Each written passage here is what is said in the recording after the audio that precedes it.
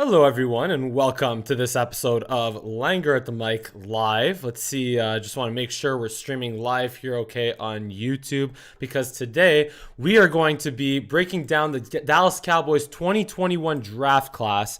Obviously, the draft concluded this past Saturday, and finally I did my homework a little bit yesterday on Sunday, and today we're going to be breaking it all down here on Langer at the Mic Live. So first things first, here are the players that Dallas Cowboys selected this weekend. So starting obviously with 12 overall, Micah Parsons out of Penn State, Kelvin Joseph, Bossman Fat out of Kentucky, Osa Odigizua out of UCLA, Chauncey Golson out of Iowa, Nashawn Wright out of Oregon State, Jabril Cox out of LSU, Josh Ball out of Marshall, Simi Fehoko out of Stanford, and Quinton Bohanna out of Kentucky, Israel Mukuamu out of South Carolina, and Matt Farniuk out of Nebraska. So, with that being said, what are the things that I like? What are the things that I don't like? Well, what I do really like about this draft is the fact that it feels like the front office and Dan Quinn got together, looked at the defense, and said, y'all suck. Because last year, and I actually just rewatched my own breakdown of the Dan Quinn hiring as defensive coordinator back at a video I made back in January. And I'll put that in the description below, why not? But basically, I liked how they looked at the entire defense and they said that you guys just suck. And they went ahead and drafted 8 out of 11 players on defense. And of course, Sean Lee had retired this past Monday. So, I like the Kelvin Joseph pick. I like the Osa Odigizua pick. I really, really like the Jabril Cox pick in the 4th round. And also the Simi Fehoko pick. He's just a 5th round wide receiver, but you know what? He's just big and fast. So just plug him in somewhere along the on the wide receiver depth chart. Why not? And also really like Quinton Bohanna in the 6th round. Sure, he's just a 6th round defensive tackle, but at 6'4", 330 pounds or 327 pounds, he fills a need that the Cowboys have at defensive tackle.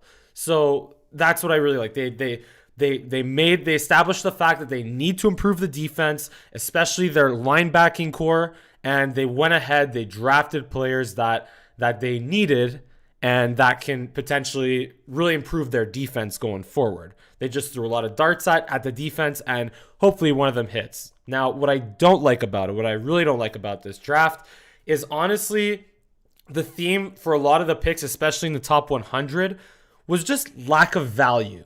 I feel like the Cowboys just weren't great in terms of value, in terms of especially their top 100 picks.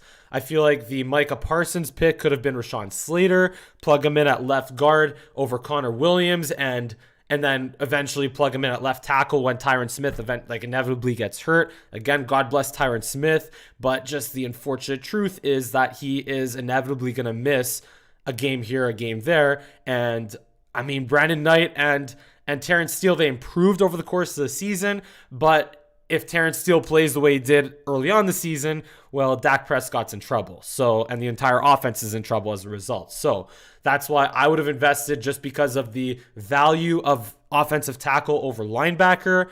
That's why I would have drafted Slater over Micah Parsons. And they've already invested at linebacker with Leighton Vander Esch and Jalen Smith, with the 1st round pick in Leighton Vander Esch in 2018 and the 2nd round pick in Jalen Smith in 2016, and extending him to a contract extension in the 2019 offseason. So to me, the issue is, again, the fact that at linebacker, I feel like last year them playing so bad was obviously on them, on Jalen Smith, on Leighton Vander Esch, on even Sean Lee to some extent.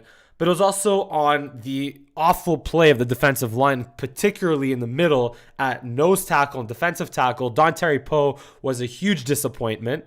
And also Mike Nolan obviously got fired after his first year as Dallas Cowboys defensive coordinator. So to me, I would have, with what was already invested at linebacker, as bad as they were last year, but they still had investments. And obviously, Vander Esch couldn't stay on the field. But with what was already invested, I feel like I would have given them one more year with a much better defensive line in front of them and a much better defensive scheme to see whether they are the problem, whether LVE and Jalen Smith are the problem, or whether it's the scheme and defensive line and what's going on around them, and invest in the defensive line, invest in a better scheme with the hire of Dan Quinn and give them another chance. But then again, if they're not going to be patient with that, and if they want to be much better at linebacker right away, and especially with LVE not be able to stay on the field as much, then I'm okay with the investment in linebacker, but maybe not in the first round. And also, here's another question: with the trade back with the Eagles, would you rather have Devontae Smith on your team, or would you rather have Micah Parsons and Quincy Golson? There's no way of finding out right now, but in a couple of years from now, that's a question that we will see the answer to. Would you rather Devontae Smith or Micah Parsons and Quincy Golson on draft night, or right this second? Even like put aside the fact the Cowboys have Amari Cooper, CeeDee Lamb, and Michael Gallup, but I feel like right now, I would with what I know, I would rather have Heisman Trophy winner Devontae Smith over Micah Parsons and Quincy Golson right now. Obviously, I could look like an idiot in a couple of years, and that could change. But and it's up to the Cowboys to make it worth it, because the Cowboys, by the way, just declined Leighton Vander Esch. They're not going to pick up his fifth-year option today or this week. So hopefully, in 3 years from now, the Cowboys are going to pick up Micah Parsons' fifth-year option, and Quincy Golson is a solid run-stopping defensive end, middle defensive line type of player. So that's in terms of the defense and linebacker. I also feel like I said they reached on Quincy Golson and Nashawn Wright, but they got great value at Jabril Cox in the fourth round, who could very well have gone in the third round. So again, you flip maybe Jabril Cox in the fourth round with one of the third round picks that the Cowboys made in Quincy Golson or Nashawn Wright, and that's actually pretty decent value that they got there. Now, here's another thing I want to mention though. Josh Ball. I'm really not happy with Josh Ball, with the Josh Ball pick, because, okay, they addressed needed offensive tackle, but given his allegations of having of domestic violence and the fact that he was like that he beat up his former girlfriend, like, to me, it's 2021. Can we not draft players that beat women? Just plain straight up, can we not draft players that beat women? And to make matters worse, when he was asked about it on 105.3 The Fan, by the way, shout out to Jeff Kavanaugh. I'm going to pull up his quote over here. Here's what Josh Ball had to say. The past is the past, and everybody's moved on, so I don't really have a comment on that. Well, what about his ex-girlfriend? What does she have to say about that? What about the lifelong trauma that Josh Ball caused on her? How does that affect her? So, to me, like, it's bad that obviously the Cowboys drafted a player with a domestic violence history, with clear allegations against him for domestic violence. And it's even worse that he didn't acknowledge it or apologize for it or say, like, yeah, I screwed up, and yeah, I apologize for it, and I'm going to be better going forward. He was dismissive of it, which to me is just not acceptable in 2021. And shame on the Dallas Cowboys for picking Josh Ball, and shame on Josh Ball for beating women and for what he said. Honestly, just straight up. And here's another thing though. Compared to Greg Hardy, when the Cowboys signed Greg Hardy in 2015, if that was still unacceptable, by the way, but the difference is, playing a little bit of devil's advocate here, at least Greg Hardy was a difference maker, and he almost single-handedly helped the Cowboys beat the Seahawks that year with a near pick six on Russell Wilson. But even with that being said, that's still no excuse to sign a guy that beats women. So it's 2021. Let's stop bringing players onto the Dallas Cowboys that beat women. Enough of it. Josh Ball is a backup offensive lineman. Like, that's what it'll be. He's a fourth round pick. He'll likely just be a backup offensive lineman.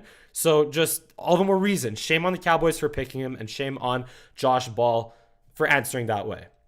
Now, moving on from that, another big thing that I didn't like about this draft, which is not in the Cowboys' control. It's really not in the Cowboys' control. But to me, the story of this draft was their bad luck, because at 10 overall, they lost Patrick Surtain and J.C. Horn to Denver and Carolina right in front of them. Horn went to Carolina at 8, and Surtain went to Denver at 9.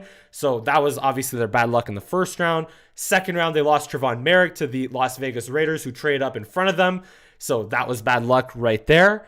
They're a safety that they very well could have taken. But again, boss man fat, Kelvin Joseph. I really like that pick in the second round anyway. And especially since they lost on Surtain and Horn, that made it that much more important to draft Kelvin Joseph in the second round. And then in the third round, a couple of picks before them, Aleem McNeil, a defensive tackle that would have, to me, which I've been clamoring for, and who would have addressed the Cowboys' needs perfectly on the defensive line. Well, he went to Detroit a couple of picks earlier in the third round. So that's just bad luck, and honestly, outside of the Cowboys' control. And that's what that was also the theme of the draft for me, or the unfortunate theme of the draft for me. Now, a couple of obviously guys that did not get drafted that I would have liked the Cowboys to have signed, but unfortunately they signed with other teams. The safety Darius Washington, who went to Baltimore, and Marvin Wilson, who went to Cleveland. Defensive tackle Marvin Wilson, who went to Cleveland. If Marvin Wilson opted out last year, he could have been maybe a top draft pick. But I also feel like there's the injury concern there as well, which is what made him undrafted. But in the 7th round or 6th round, can't you take a flyer on guys like that in the 7th round when you talk about 7th round picks being used for, to draft players that you don't want to have to get into a bidding war with in free agency? Can't you just take a flyer on one of these guys instead of, I don't know, like your 3rd or 4th string offensive guard friggin' who was it again? It was Matt Farniok, right? Or in some cases a long snapper. Can't you take a chance on some of these guys instead of getting like guys that I don't quite understand. But anyway, the Cowboys did sign 13 undrafted free agents, including a tight end by the name of Nick Ralston. I think he'll be more of a fullback, but there was videos on him on Instagram pulling a truck, which was pretty cool. But yeah, besides that, let's get into my grades of the Cowboys draft picks, which I'll pull up right over here. So here's how I graded each pick personally. So like I said, Micah Parsons originally I had as a D, but I'll get into why I changed it a little bit. I bumped it up to a C. Kelvin Joseph, that's a B. Osa Odigizua, that's a C+. Chauncey Golson, that's a C, just because, again, a bit of a lack of value. Osa Odigizua, I feel like maybe there are better players on the board at the time, like Ifeatu Melifonwu or Elijah Molden. I don't understand why the Cowboys I don't understand how the entire league let them fall to where they did. And then Nahshon Wright was a bit of a reach at 99 overall. So that's why for value, he could turn out to be the great best case scenario. Nahshon Wright becomes a Richard Sherman because that's a Dan Quinn exclusive pick right there. But worst case scenario, Nahshon Wright just becomes nothing, while Elijah Molden and Ifeatu Melifonwu become quality starters for, I think it was Tennessee, and I want to say, I forget who drafted Melifonwu after them. But anyway, worst case scenario, that's the worst case, is that Nahshon Wright becomes a flop, whereas Ifeatu Melifonwu and Elijah Molden become quality starters in the NFL. So, but anyway, Jabril Cox, Cowboys made up with it by drafting Jabril Cox. I give them an A+ for that in the 4th round in terms of the value that they acquired. Jabril Cox could have very well gone in the 3rd round, maybe even late 2nd. So I really like that pick in the 4th. Josh Ball, that's an F because of the reasons I just explained. Simi Fehoko, the wide receiver, C+, like whatever. Okay, you take a shot at a guy for traits because he's big and fast, and we'll see how he mixes into the offense. Sure.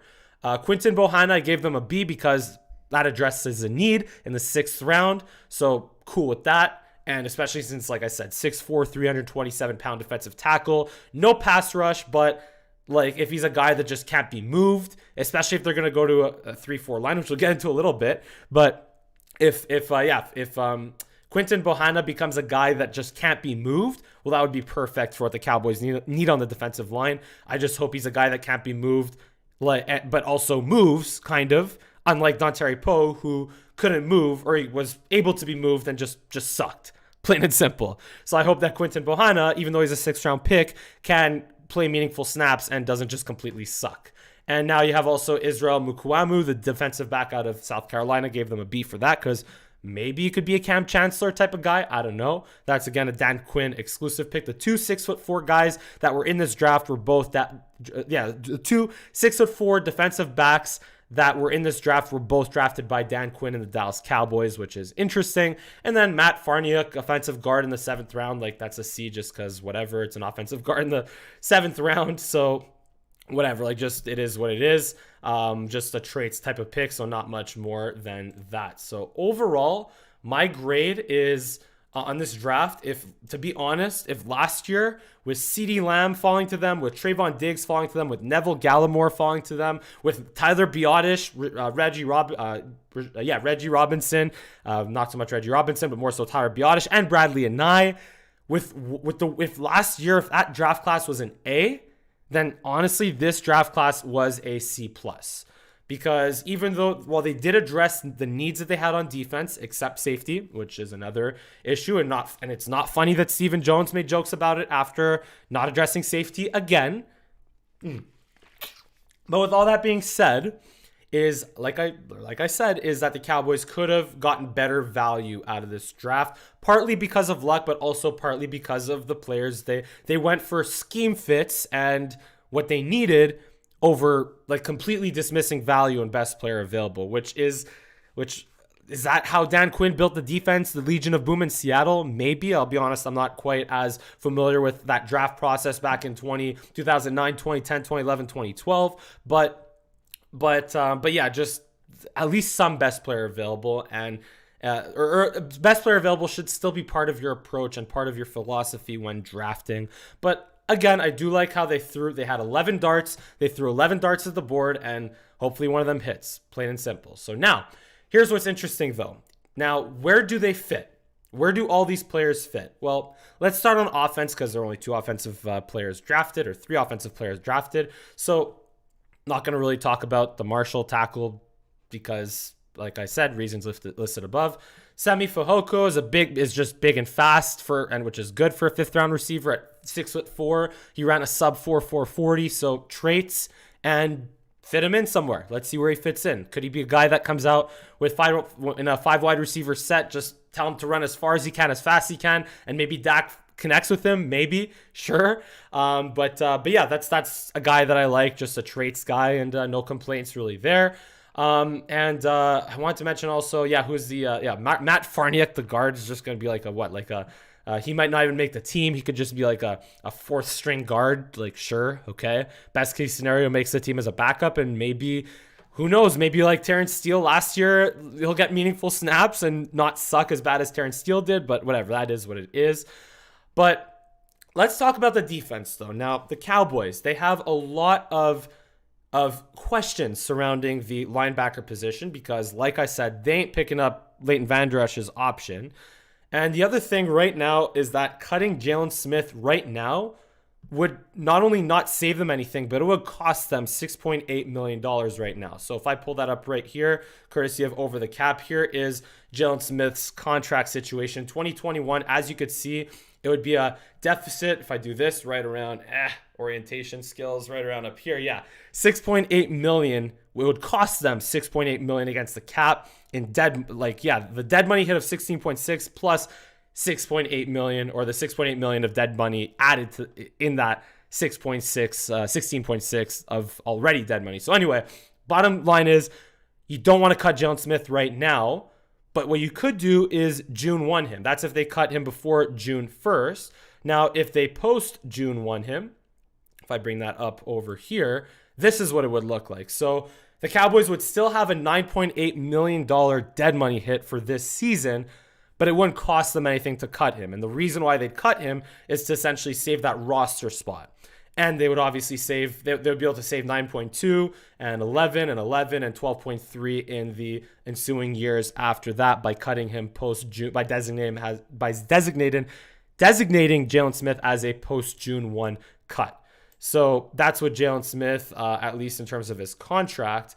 But like I said, I just feel like I feel like Jalen Smith and Leighton Vander Esch, like, because of what's already invested in them and why it's difficult to cut Jalen Smith, like, that's, like I said, why I feel like you should be able to give these guys at least Oh, it might have not been full screen here, which is, I might have, okay, never mind. Yeah, so I feel like at least they deserve another chance with a good defensive line in front of them, good defensive scheme, because look at 2018, how good they were, Jalen Smith and Leighton Vander Esch. So can you bring that level of play out of them with a good situation around them? I don't know. And that's why I would have invested more in that than trying to just give up on the guys you already had invested in. But again, with Micah Parsons and Jabril Cox, the guys they brought in, even Keanu Neal, who is going to be playing linebacker according to Dan Quinn, even guys like Luke Gifford and Azur Kamara and Francis Bernard, can they be guys that step in and be good players? But now we don't know that because of everything the Cowboys added at linebacker. And but with all that being said, though, what is interesting is that Dan Quinn said that the Cowboys will be playing more of a 3-4 base front and a 4-2 nickel front. And that is what makes me like the Micah Parsons pick more. The fact that that's why I bumped them up to a D, or the grade of the Parsons pick from a D to a C, because now it's like, okay, with more linebackers on the field, can you fit these guys on the field better, right? And even, like I said, the Osao Digizua and Quinton Bohanna picks, like, now you can find more ways to get these linebackers and defensive ends on the field. And that's where I'm wondering, can Micah Parsons play the 3-4 outside linebacker position? Because he has played defensive end, I think, in college and high school. So he's done it before. But I'm not saying play Micah Parsons at defensive end, but can he be an outside linebacker in a 3-4? Now, with that being said, so I did this little exercise here over this weekend in terms of creating different defensive sets for the Dallas Cowboys defensive front. And here's what I came up with. So with a base 3-4 front, and this is also assuming that you have 11 defensive linemen and 6 linebackers making the roster, which is a little bit rich. And I know it's way too early to do this, and we have no idea, even in OTAs, mini camps, and training camp, what the defensive sets are going to look like. But I just figured, what the hell, it's April, it's early May, and why not just give it a shot? So here, without further ado, here are some of my defensive sets that I created for the Dallas Cowboys defense. So in the 3-4, let me just pull it all the way up here. So this is the 3-4 base that I have. And yeah, pardon the cursor there. But yeah, so you have Trevon Diggs over here on the outside with Anthony Brown on the outside over here. And then you have a 3-man line of Neville Gallimore, Tristan Hill, and DeMarcus Lawrence, which would be a little bit, maybe DeMarcus Lawrence isn't best suited for a defensive end spot in the 3-4. But if that allows Micah Parsons to now play over on the outside linebacker spot over here, and Randy Gregory to play over here on the outside linebacker spot, because that's what Randy Gregory played in college, I think, at Nebraska. And then that allows you to have Jalen Smith and Leighton Vander Esch on the field in the middle. Yeah, at least a couple of snaps in 3-4 base. And obviously, Donovan Wilson is your box safety over here, which Dan Quinn historically likes playing his safeties in the box. And then DeMonte Kazee, the free safety that they signed, will be the single guy high in the 3-4 base defense. So that's a 3-4 base. Now, in the 3-4 over, where the nose tackle would shade over to the strong side. So that would look like this. So now you have, obviously, Kazee, Brown, and Wilson, and Diggs in the secondary. But now this is where I would take, who do I have coming off the field again? I think it's, if I bring this back over here, coming off the field would be Tristan Hill. Or no, Jalen Smith, of course. So this is where Jalen Smith would come off the field. Micah Parsons would take his spot as the Mike linebacker. And DeMarcus Lawrence would be the outside linebacker, but on the line, essentially. And you'd have Tristan Hill. Antoine Woods would come onto the field in the middle. And Neville Gallimore would be the left side defensive end. The right side defensive end. Randy Gregory would be the outside linebacker on the weak side, and Leighton Vander Esch would be the other Mike, or I think you call him the Jack linebacker. That would be Leighton Vander Esch's spot. And by the way, Leighton Vander Esch to me doesn't come off the field because he would be the guy wearing the green dot on his helmet, and he would be the guy calling the defenses. So I would not have Leighton Vander Esch coming off the field because he's the guy that has been honestly, believe it or not, Leighton Vander Esch is the longest tenured Cowboys linebacker right now from 2018. In terms of playing meaningful snaps. Sure, Jalen Smith also debuted in 2018, but Leighton Vander Esch was the guy I think has Leighton Vander Esch and Jalen Smith have alternated between wearing the green dot. But I personally, if you're going to take Jalen Smith off the field, Leighton Vander Esch has to be the guy wearing that green dot. So that's 3-4 over, 3-4 under, where you're more on the weak side. Let me just pull that up over here. That would look like this. So similar concept. I think, same as the 3-4 under, just shading more to the weak side now over here. You have Gregory, Gallimore, Antoine Woods, Tristan Hill, DeMarcus Lawrence, Micah Parsons, and Leighton Vander Esch all lined up, and the secondary stays the same. But now with the nickel, so now here's where things get a little bit interesting, because obviously, look, teams line up in 3 wide receiver sets like over half the time in the modern NFL anyway. So the Cowboys will be mostly in the nickel anyway. But here's where it gets interesting. If it's a nickel on early downs with the possibility of running the ball, well, that's where I would have, first of all, the line of Randy Gregory, Tristan Hill, and Neville Gallimore and DeMarcus Lawrence. That would be the 4-man line. And here's where I would put Leighton Vander Esch and Micah Parsons. I'd have Micah Parsons on the field just in case, again, if there's the threat of running.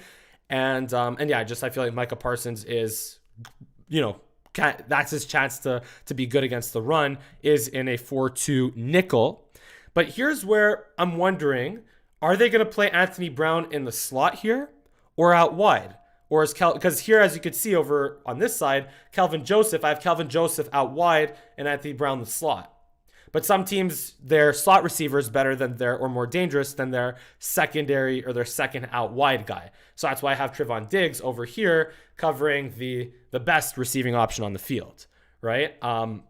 But I'm just wondering, is Kelvin Joseph going to start over Anthony Brown? Anthony Brown's going to be the guy in the slot, or is Anthony Brown going to be on the field all the time but alternate between the slot and out wide and give Kelvin Joseph the spot out wide against let's say the third best receiving option, or if let's say if the best wide receiver is being covered by Diggs over here, then let's say the third best option is or if the slot if the dangerous guy in the slot would be covered by Anthony Brown, and then the third receiving option, the fourth receiving option covered by Kelvin Joseph. So that's in downs where the other team comes out in 3 wide and they have the option of running or passing. But in, let's say, second and long, third and long, if it's all pretty much pass, well, that's where my nickel looks like this. Same thing. The only difference is that now Keanu Neal over here comes in on the linebacker spot, the jack linebacker spot, and Leighton Vander Esch takes more of a traditional, where am I over here? Yeah, Leighton Vander Esch comes in as more of a middle linebacker or Mike linebacker spot because, again, Leighton Vander Esch, I'm not taking him off the field. He's wearing the green dot. He's calling the defense, and I have Keanu Neal now coming in for Jalen Smith or Micah Parsons for his coverage ability. And that's where, what was I going to say? Just Leighton Vander Esch obviously that's provided that he stays healthy. Right, so that's pretty much all the defensive sets that I have. And now there is one more thing that I want to talk about here, and that is now the Keanu Neal dilemma, right? Oh, obviously, first of all, in terms of backups, you'll have, if I pull this back up, let's say the nickel over here. So my backups, of course, Jabril Cox or Brent Urban and Carlos Watkins and Osa Odighizuwa could back up guys like Gallimore and Tristan Hill. Jabril Cox can back up the 2 Mike linebacker spots. Carlos Watkins and Quentin Bohanna, like I said, back up Tristan Hill and Antoine Woods. Chauncey Goldston would back up DeMarcus Lawrence and Dorrance Armstrong, and Jordan Lewis would back up Anthony Brown in the slot. Now, like I said, I want to talk about the Keanu Neal dilemma. Now, here's the thing with Keanu Neal. He's played slot and in the secondary before, and he played it really, really well. In 2016, I believe he allowed the second lowest passer rating out of all defensive backs that covered in the slot in 2016. That was many years ago. But even though he played strong safety most of his career, Dan Quinn has made it clear that he likes to play strong safety. Keanu Neal, try this again. Dan Quinn has made it clear that he's going to play linebacker, not safety.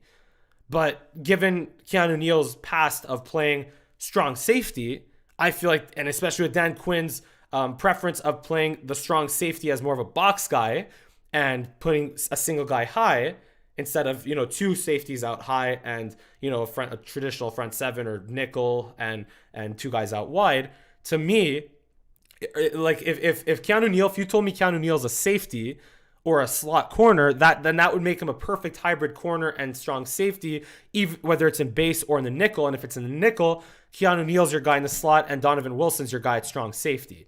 But Dan Quinn says he's going to play linebacker and not safety, which is why I honestly have no idea of of how everything's going to look like. But like I said, I just gave you my best shot at putting these guys in the positions that I feel like suit them best. But at the end of the day, I honestly have no idea of how all this is going to look like. So by just, it's like I said, it's early May. So just giving it a shot as best I can here.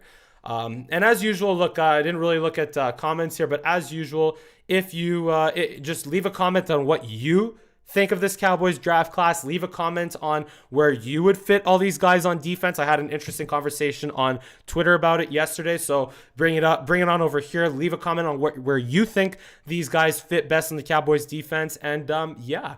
That's pretty much all I have here on this Cowboys draft breakdown on Langer at the Mic Live. As usual, if you enjoy my content, give me a big thumbs up on this video. Subscribe to my channel here. Give me a follow on Twitter, Instagram, and TikTok at Mike Langer for all three. And thank you so much for watching this episode of Langer at the Mic Live, this Cowboys draft edition of Langer at the Mic Live. And I look forward to seeing you again next time.